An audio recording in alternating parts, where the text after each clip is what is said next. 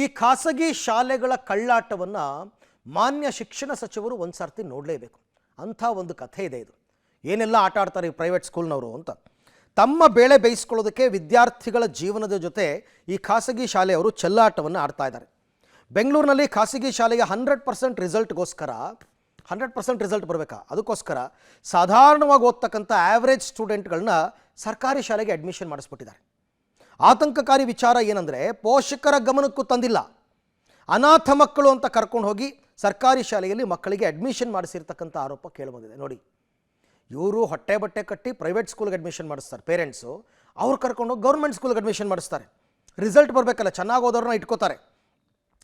ಶಾಲೆಗೆ ಸುಮಾರು 10 ಮಕ್ಕಳಿಗೆ ಸರ್ಕಾರಿ ಶಾಲೆಯಲ್ಲಿ ಅಡ್ಮಿಷನ್ ಮಾಡಿರೋದಾಗಿ ಶಾಲೆಯ ಪ್ರಾಂಶುಪಾಲರು ಮತ್ತು ಸಿಬ್ಬಂದಿಗಳ ವಿರುದ್ಧ ಹೈಗ್ರೌಂಡ್ಸ್ ಪೊಲೀಸ್ ಠಾಣೆಯಲ್ಲಿ FIR ದಾಖಲಾಗಿದೆ. ಈಗ ಪೋಷಕರು ಶಾಲೆ ದುರಾಸೆಯಿಂದ ತಮ್ಮ ಮಕ್ಕಳಿಗೆ ಆಗಿರುವ ಅನ್ಯಾಯದ ವಿರುದ್ಧ ಕೊಟ್ಟಂತಹ ದೂರಿನ ಆಧಾರದ ಮೇಲೆ ಶಾಲೆ ಹಾಗೂ ಪ್ರಾಂಶುಪಾಲರ ವಿರುದ್ಧ FIR ದಾಖಲಾಗಿದೆ. ಪೋಷಕರಿಗೆ ಮಕ್ಕಳು SSLC ಪರೀಕ್ಷೆಯಲ್ಲಿ ಇಂಟರ್ನಲ್ಸ್ ಕೊಡೋದಕ್ಕಾಗದೆ ಫೇಲ್ ಆಗಿದ್ದಕ್ಕೆ ಕೇಳೋದಕ್ಕೆ ಹೋದಾಗ ಬೆಂಗಳೂರು ವಸಂತನಗರದ ಶಾಲೆಯೊಂದರ ಕರ್ಮಕಾಂಡ ಈಗ ಪೋಷಕರಿಗೆ ತಿಳಿದಿದೆ. ಪ್ರಶ್ನೆ ಮಾಡೋದಕ್ಕೆ ಹೋದ ಪೋಷಕರಿಗೆ ಗದರಿಸಿ ಪ್ರಾಂಶುಪಾಲರು ಕಳಿಸಿದ್ದಾರೆ ಅಂತ ವಿದ್ಯಾರ್ಥಿಯ ಪೋಷಕರು ಆರೋಪಿಸಿದ್ದಾರೆ. ಎಂಥ ಮೋಸ ಮಾಡ್ತಾರೆ ನೋಡಿ ಪ್ರೈವೇಟ್ ಸ್ಕೂಲ್ನವರು. ಮಾರ್ಕ್ಸ್ ಕೊಡ್ತಾರೆ ಅಂದ್ಬಿಟ್ಟು, ಮಮ್ಮಿ ಪಾಸ್ ಆಗಿದೆ, ಹೋಗಿ ಸ್ಕೂಲಲ್ಲಿ ಕೇಳ್ತೀನಿ ಅಂತಂದ್ಲು. ಸ್ಕೂಲಲ್ಲಿ ಕೇಳಿದ್ದಕ್ಕೆ ಅವ್ರೇನಂದ್ರು, ಸ್ಕೂಲಲ್ಲಿ ಇಂಟರ್ನಲ್ ಮಾರ್ಕ್ಸ್ ಎಲ್ಲ ಕೊಡೋದಿಲ್ಲ ಅಂತ. ಆಮೇಲೆ ಏನು ಕೊಡೋದಿಲ್ಲ ಅಂತ ನಾವು ಕೇಳಿದ್ರೆ, ಅವಳು ಇಲ್ಲಿ ಓದಲಿಲ್ಲ, ನಾವು ಎಕ್ಸಾಮ್ ಎಲ್ಲ ಗೌರ್ಮೆಂಟ್ ಸ್ಕೂಲಲ್ಲಿ ಬರ್ಸಿರೋದು, ಅವ್ಳಿಗೆ ಅಡ್ಮಿಷನ್ ಮಾಡಿರೋದು ಅಲ್ಲಿ ಅಂತ ಅವರು ಹೇಳೋದು. ಏನು ನೀವು, ನಾವು ಸೇರಿಸಿರೋದು ಇಲ್ಲಿ, ಫೀಸ್ ಕಟ್ತಾ ಇರೋದು ಇಲ್ಲಿ, ಎಕ್ಸಾಮ್ ಫೀಸು ಪ್ರತಿಯೊಂದು ಫೀಸು ಎಲ್ಲ ಪ್ರತಿಯೊಂದು ಸ್ಕೂಲಲ್ಲೇ ಕಟ್ಸಿರೋದು ನಾವು. ಅವರು ಎಲ್ಲ ತೊಗೊಂಡೋಗಿ ಗೌರ್ಮೆಂಟ್ ಸ್ಕೂಲಲ್ಲಿ ಕಟ್ಸಿದ್ದಾರೆ, ಅಡ್ಮಿಷನ್ನು ಅವರೇ ಹೋಗಿ ಮಾಡಿಸಿದ್ದಾರೆ. ನಾವು ಪೇರೆಂಟ್ಸ್ ಇಲ್ಲ, ಮಕ್ಕಳಿಗೆ ಅನಾಥ ಆಶ್ರಮದಲ್ಲಿ ಓದ್ತಾ ಇರೋ ಹುಡುಗರು ಇವರು ಅಂದ್ಬಿಟ್ಟು ಅಲ್ಲಿಂದ ನಾವು ಸೇರಿಸ್ತಾ ಇದ್ದೀವಿ ಅಂದ್ಬಿಟ್ಟು ಅವ್ರ ಹತ್ರ ಅವರು ಆ ಥರ ಅಡ್ಮಿಷನ್ ಮಾಡಿ ಮಕ್ಕಳಿಗೆ ಅಲ್ಲಿ ಎಕ್ಸಾಮ್ ಬರ್ಸಿದ್ದಾರೆ ಗೌರ್ಮೆಂಟ್ ಸ್ಕೂಲಲ್ಲಿ. ದೀಪಿಕಾಗೆ ಏನು ಅನ್ಯಾಯ ಆಗಿದೆ ಅಂದರೆ, ಎಲ್ ಕೆ ಜಿಯಿಂದ 10th ಸ್ಟ್ಯಾಂಡರ್ಡ್ ಓದಿರೋದು ಸೆಂಟೆನ್ಸ್ ಹೈಸ್ಕೂಲಲ್ಲಿ, ಅದು ಎಲ್ಲಿ ವಸಂತನಗರಲ್ಲಿ, ಅದು ಕ್ರಿಶ್ಚಿಯನ್ ಸ್ಕೂಲ್ ಅಂತ ನಾವು ಹಾಕಿರೋದು. ನಮಗೇನು ಪ್ರಾಬ್ಲಮ್ ಆಗಿದೆ ಅಂದರೆ, 10th ಎಕ್ಸಾಮ್ ಬರೆದಿದ್ದಾಳೆ. 10th ಎಕ್ಸಾಮ್ ಬರೆದಾಗ ಫುಲ್ಲು ಇಂಟರ್ನಲ್ ಮಾರ್ಕ್ಸು ಅವ್ರು ಏನೂ ಕೊಟ್ಟಿಲ್ಲ.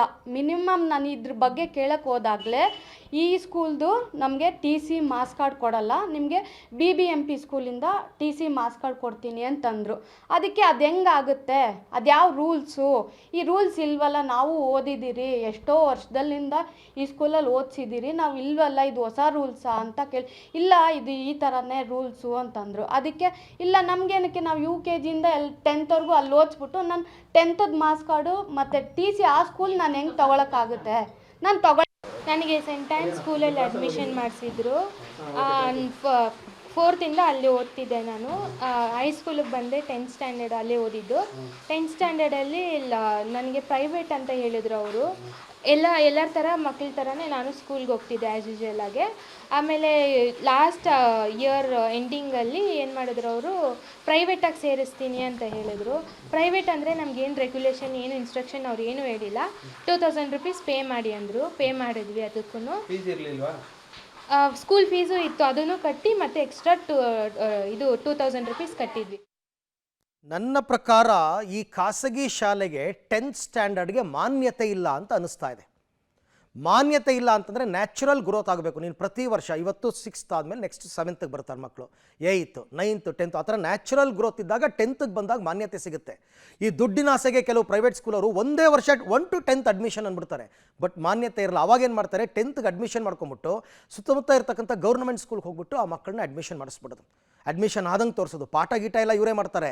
ಎಕ್ಸಾಮನ್ನು ಆ ಸ್ಕೂಲ್ ಮುಖಾಂತರ ಬರೆಸ್ತಾರೆ. ಆ ಸ್ಕೂಲ್ ಅವರಿಗೆ ಸ್ಟೂಡೆಂಟ್ಗೆ ಇಷ್ಟು ಅಂತಂದ್ಬಿಟ್ಟು ಎಷ್ಟೋ ಒಂದಷ್ಟು ದುಡ್ಡು ಕೊಟ್ಬಿಡ್ತಾರೆ. Private school, government school teacher head master ಏನು ಮಾಡ್ತಾರೆ, ಅವ್ರ ಸ್ಕೂಲ್ಗೆ ಸ್ಟ್ರೆಂತ್ ತೋರಿಸ್ಬೇಕಲ್ಲ ಗೌರ್ಮೆಂಟ್ ಸ್ಕೂಲ್ಗೆ, ಇವ್ರನ್ನ ಅಡ್ಮಿಷನ್ ಮಾಡಿಸ್ಕೊಂಡಂಗೆ ಮಾಡಿಸಿ ಪಾಠ ಗೀಟ ಎಲ್ಲ ಇಲ್ಲೇ ಆಗಿರುತ್ತೆ. ಫೈನಲಿ ಎಕ್ಸಾಮ್ನ ಆ ಸ್ಕೂಲ್ ಮುಖಾಂತರ ಬರೆಸ್ತಾರೆ. ನಿಮಗೆ TC ಮತ್ತು ಮಾರ್ಕ್ಸ್ ಕಾರ್ಡ್ನಲ್ಲಿ seal sign government school HMA ಕೊಡ್ತಾರೆ. ಈ ಸ್ಕೂಲ್ದು ಏನೂ ಇರಲ್ಲ, ಈ ಪ್ರೈವೇಟ್ ಸ್ಕೂಲ್ ಸೀಲೇ ಇರಲ್ಲ. ಪ್ರೈವೇಟ್ ಸ್ಕೂಲ್ ಪ್ರಿನ್ಸಿಪಲ್ ಸೈನು ಮಾಡೋಂಗಿರಲ್ಲ ಅದ್ರ ಮೇಲೆ.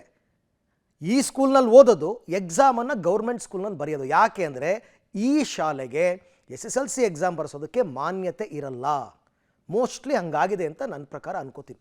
ನೋಡೋಣ, ಇದ್ರ ಬಗ್ಗೆ ಎನ್ಕ್ವೈರಿ ಆಗಲಿ, ಏನು ಹೇಳ್ತಾರೆ ಅಂತ ನೋಡೋಣ.